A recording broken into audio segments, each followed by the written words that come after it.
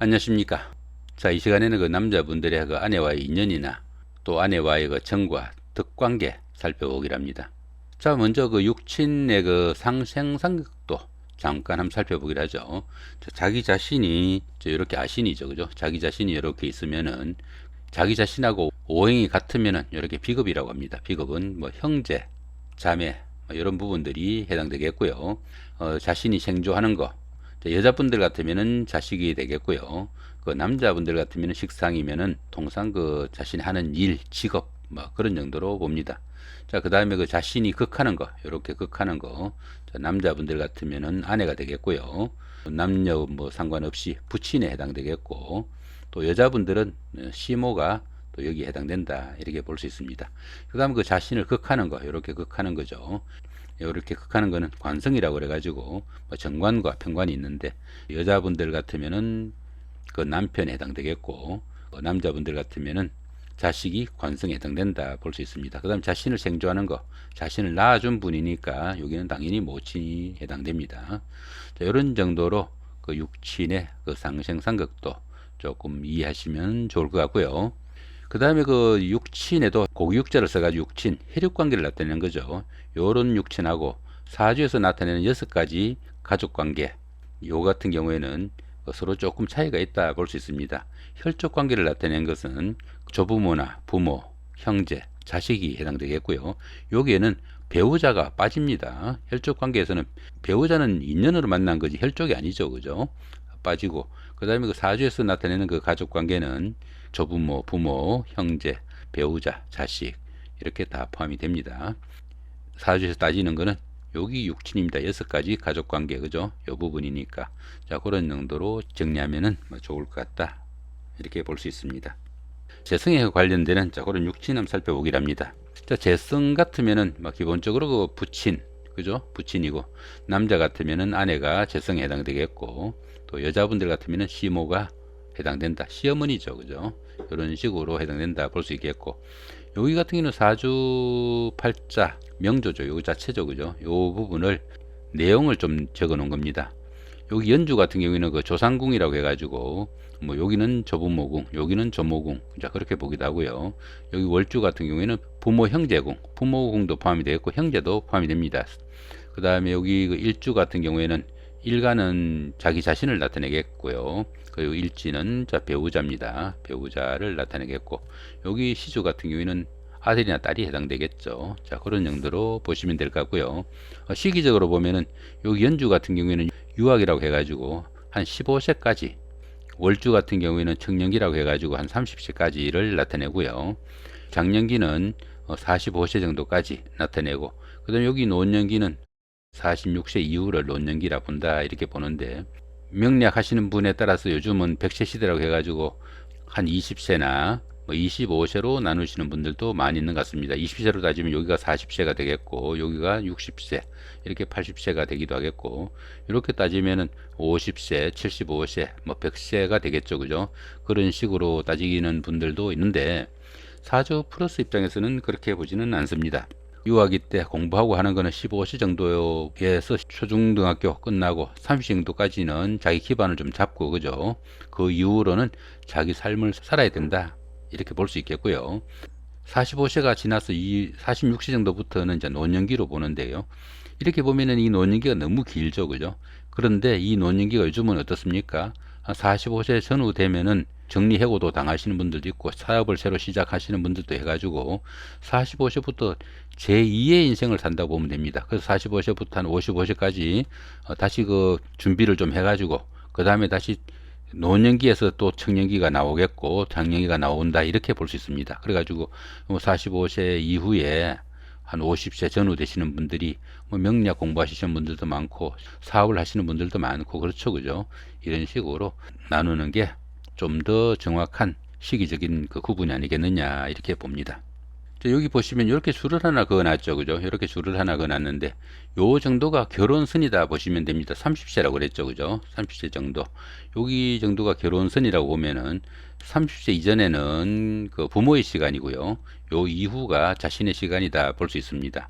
재성을 따질 때 연월주에 있는 재성 같은 경우에는 부친으로 보면 좋을 것 같고, 그 다음에 일주하고 시주에 있는 이 부분은 아내로 볼 수 있겠다, 볼 수 있습니다. 또 여자분들 같으면 어떻습니까? 결혼을 유학이 있다 하는 건 아니죠, 그죠? 일주하고 시주에 있는 자 그런 재성 같은 경우에는 뭐 시모로 보는 시어머니죠, 그죠? 자 그런 경향이 좀 많다, 이렇게 볼 수 있습니다.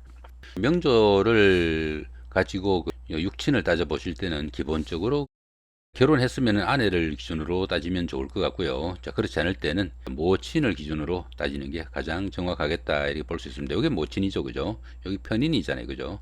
이렇게 모친이 있으면은 모친을 기준으로 놓고 그 다음에 가족 관계를 따지는 게 가장 맞겠다, 이렇게 볼 수 있습니다.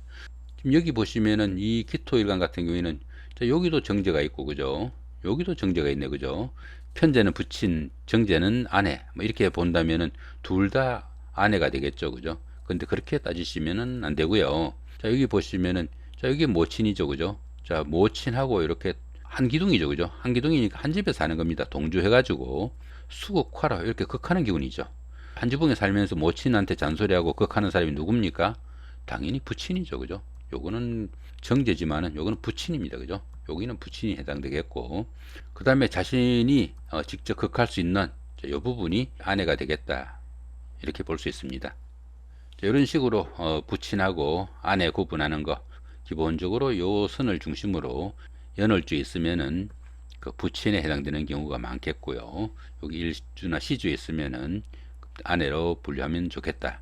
그 다음에 여자분들 같으면은 이 부분이 당연히 그 시모에 해당되겠다, 이렇게 볼 수도 있겠습니다. 또 다른 명조 하나 살펴보기로 하죠. 자, 여기 병화일간이죠, 그죠? 병화일간인데 모친부터 살펴보라고 그랬죠, 그죠? 모친이면은 목생화로 자신을 생주하는 게 모고행인데, 그죠? 모고행은 없네요, 그죠? 없으니까 정제가 있는데, 그죠? 자신하고 이렇게 그 합을 하는 정제죠, 그죠? 여기 월간이 있으니까 이 부분은 뭐 동상적으로는 부친궁인데, 그죠? 이렇게 자신하고 그 합을 하는 정제입니다. 이렇게 합을 하는 정제는 자신이 부친하고 합을 하고 살지는 않잖아요, 그죠? 요 경우에는 비록 그 부친궁이 있지만은 이렇게 그 자신과 합을 하는 이런 정제 같은 경우에는 그 아내로 분류한다, 이렇게 볼 수 있습니다. 자, 이처럼 부친이나 아내를 분류할 때는 정제니까 아내고 편제니까 부친이다, 이런 식으로 분류해서는 안 되고요. 주변 환경, 자신하고 합을 하는지, 그 다음에 누구하고 동조하는지, 자, 이런 부분들을 좀 따져가지고 분류해야 되겠다, 이렇게 볼 수 있습니다. 자, 또 다른 명조 하나 보기로 하죠. 이 명조 같은 경우에는 재성이 여기에 정제가 있고, 그죠? 여기에 편제, 여기에 편제가 있는데 요건 어차피 한 기둥이니까 한 사람으로 보셔야 됩니다. 어차피 지지에 뿌리를 둔 요 천간에 여기 신금이 편제로 있는 이런 경우고, 여기에 정제가 있는 자 이런 경우입니다. 결국은 정제 편제가 이렇게 있으니까 이 경우에는 뭐 재성 혼잡으로 볼 수도 있겠네요, 그죠? 이 경우에는 보시면은 여기가 편제가 그 월간에 있으니까 이 부분은 통상적으로 그 부친으로 분류하는 게 맞을 수 있겠죠, 그죠? 일단 그 모친부터 분류해 보라고 그랬죠, 그죠? 자, 그렇게 따지면은 자, 요게 모친이죠, 그죠? 요게 모친이고, 여기도 모친이 있는데 여기도 그 인성이니까 모친이죠, 그죠? 요건 일단 차치하고 여기부터 한번 따져보죠. 여기가 모친이라고 보면은 자, 금강목으로 이렇게 극하는 자, 이 부분은 뭡니까? 여기가 부친이 되겠네, 그죠? 여기는 부친이 되겠고요. 부친하고 이렇게 묘유충이 돼가지고 이 묘목 같은 경우에는 거의 그 제거된 자, 그 정도의 기운이죠, 그죠? 천간에 이렇게 투출한 이 강한 힘으로 이 묘목을 극하는 자 그런 기운이니까 이 묘목은 거의 제거된 상태로 볼 수 있습니다. 그 모친이 상당히 좀 여기서는 견디기 힘든 자 그런 경우다, 이렇게 볼 수 있습니다. 여기 인목은 또 뭐냐 이거죠, 그죠? 여기도 여긴 정인이죠, 그죠? 십성으로 따지면은 이 부분이 모친이 되겠죠, 그죠? 그런데 보시면은 이 부분 같은 경우에는 이 부친이 이렇게 건강목으로 극하는 자 그런 기운이죠. 부친이 극하는 건 누굽니까? 부친이 극하면은 부친의 부친이 되겠죠, 그죠? 부친이 건강목으로 극하는 자 그런 경우니까 할아버지라고 봐야 되죠. 이렇게 오행도를 놓고 보시면은 자, 여기 비격, 그 다음에 식상, 재성, 자, 관성, 여기 인성이 이렇게 있으면은 나를 극하는 거는 관성이죠, 그죠? 남자들한테 이 관성은 자식에 해당되기도 합니다. 여자분들한테는 이 자식이 식상이죠, 그죠? 부친이 이렇게 극하는 이 부분이니까 당연히 할아버지가 되겠죠, 그죠? 그럼 이 부분은 뭡니까? 이 목극토죠, 그죠? 이렇게 목극토로 할아버지가 한 집에 살면서 잔소리하고 좀 통제하는 그런 부분이니까 여기는 할머니가 됩니다, 그죠? 여기는 할머니가 됐고 이런 식으로 정리를 하시면 좋겠다, 이렇게 볼 수 있습니다. 자, 이해가 조금 난해하니까 요거 일단 지금 지우고요. 자, 여기 그 유금을 요게 부친이라고 그랬죠, 그죠? 자, 요게 부친이라고 그랬으니까 부친을 중심으로 이 사주를 다시 구성해 보기로 하죠. 자, 이렇게 해가지고 부친을 중심으로, 자, 부친을 중심으로 사주를 다시 구성해 봅니다. 보시면 어떻습니까? 여기 부친이죠, 그죠? 부친의 사주라고 이제 보시면 됩니다. 자, 부친을 중심으로, 부친의 윗자리에 써 있으면서 부친이 극하는 거, 이런 건강목이죠. 당연히 그 부친의 부친이죠, 그죠? 부친의 부친이니까 할아버지가 되겠고요. 그 다음에 그 할아버지가 목옥토로 이렇게 극하는 기운이니까 이 부분은 할머니가 되겠죠, 그죠? 자, 그런 식으로 정리를 하시면 됩니다. 자, 그렇게 놓고 보면 어떻습니까? 이 부친 입장에서 여기 재성이니까 여기 부친의 아내가 되겠죠, 그죠?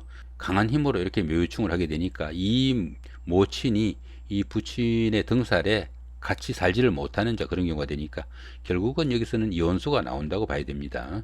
자, 다시 원래 명조대로 좀 바꾸고요. 자, 이 명조에서 정화 입장에서, 자, 여기는 부친이라고 그랬죠, 그죠? 부친, 여기는 그 할아버지, 요게 할머니라고 그랬습니다. 요게 모친이라고 그랬죠, 그죠?